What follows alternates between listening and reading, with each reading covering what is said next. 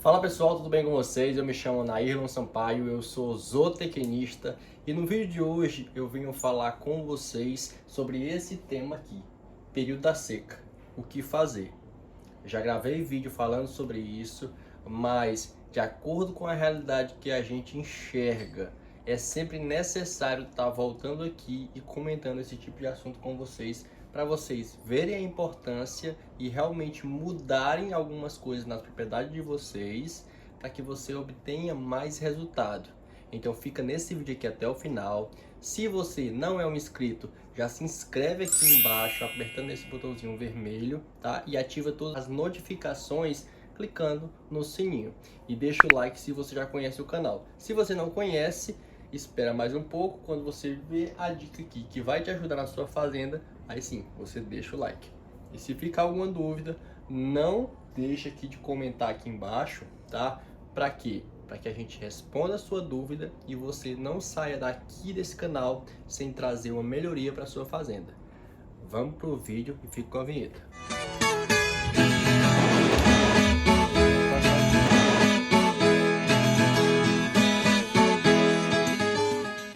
Olá pessoal, tudo bem com vocês? Semana passada eu não postei vídeo, eu peço desculpas, a gente está numa correria aqui na Zoocampo, eu estou implementando algumas coisas aqui na empresa, tá? Tentando modificar, aumentar, e por isso semana passada eu não consegui trazer vídeo para vocês. Também estou sumido lá da nossa página do Instagram, tá? Estou realmente bem sumido das redes sociais nesse período agora, mas é por boa causa, tá certo? E eu venho hoje, no final do período chuvoso, início do período seco, falar para vocês sobre essa situação. Período da seca, o que fazer? Isso você criando ovinos ou criando bovinos, independe. Quando chega nesse período, a gente tem aí uma modificação do cenário, onde você precisa se adequar para que seu animal continue produzindo na sua propriedade, porque as despesas não param e você não pode parar de produzir, tá? E a gente vai ver aqui o que a gente tinha antes, né? Uma situação recente, onde a gente tinha pasto verde, ninguém se preocupava, muitos esqueceram que a seca viria aí novamente, não se prepararam, né? E vão pagar o preço por causa disso. A gente está vendo aí uma arroba bem mais baixa do que teve aí o período passado. A tendência é que ela volte aí daqui a um ano e meio a patamares. Não vou dizer, não vou trabalhar com achismo aqui e dizer que ela vai chegar ao mesmo patamar que chega, mas ela vai aumentar, tá? E quem tem pasto agora tem condição de entrar aí bem forte, tá? Com um preço mais baixo. Se não é seu caso, vamos se preparar para o próximo ano. E pasto é a comida mais barata que você pode ter para o seu animal. Então invista nisso, porque você vai ter condições de trazer mais resultado para sua propriedade, certo? Mas pasto, por si só, ele não vai ter as condições necessárias para que o animal desenvolva de forma satisfatória. Um cliente meu, tá com 1 ou 2 semanas que eu andei na fazenda dele, ele falou para mim, o animal que come pasto, somente folha, é o que? É a lagarta, um inseto. E ela ainda se revolta e vira uma borboleta, por não querer mais comer só folha, certo? Então, o seu animal também é um ser que realmente precisa de um aporte nutricional melhor para você ter um desempenho também melhor desse animal, tá? O pasto, quando ele está verde nessa situação aqui, ele vai suprir grande parte da necessidade desse animal. Tanto é que a gente vê que alguns animais têm nesse período um ganho de peso bem acentuado e perde no período seco do ano, tá? E aí ele está descarnado e quando ele chegar no próximo período chuvoso, ele vai ganhar peso novamente. Por quê? Porque a exigência dele está muito baixa. É um animal que perdeu muito peso. Então quando ele tem o fornecimento de capim de qualidade, ele vai ganhar peso. Só que ele não vai ter um ganho satisfatório no período para que você tenha um resultado interessante. Imagina esse capim aqui, verde, o animal consumindo, ele vai ter uma digestibilidade muito boa. Só que ele não vai ter a quantidade de vitaminas e a quantidade de minerais necessários para que o animal tenha um desempenho. Então, se eu suplementar aqui com sal mineral, que tem mineral e vitamina, eu consigo ter ganhos interessantes aqui a um custo baixo.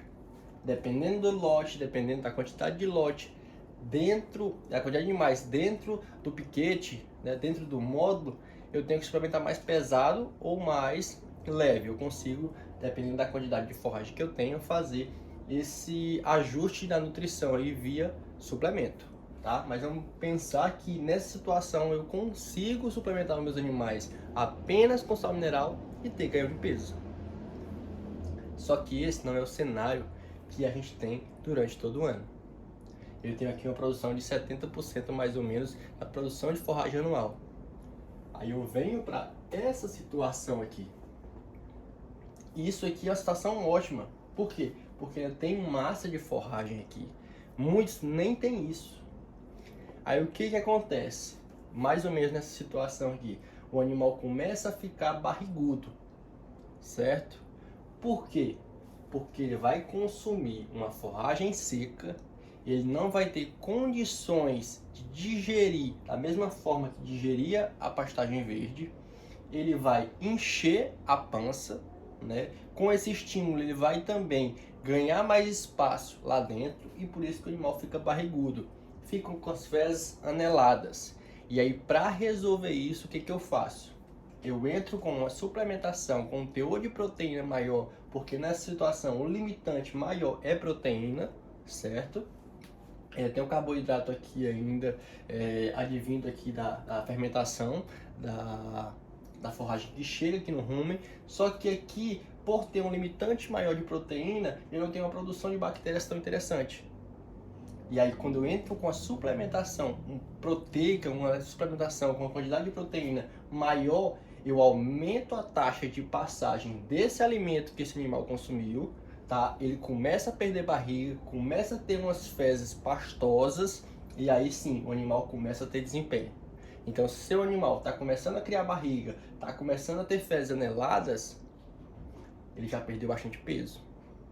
Você pode até não ter visto, mas quando você for ver, ele já perdeu uma arroba e meia.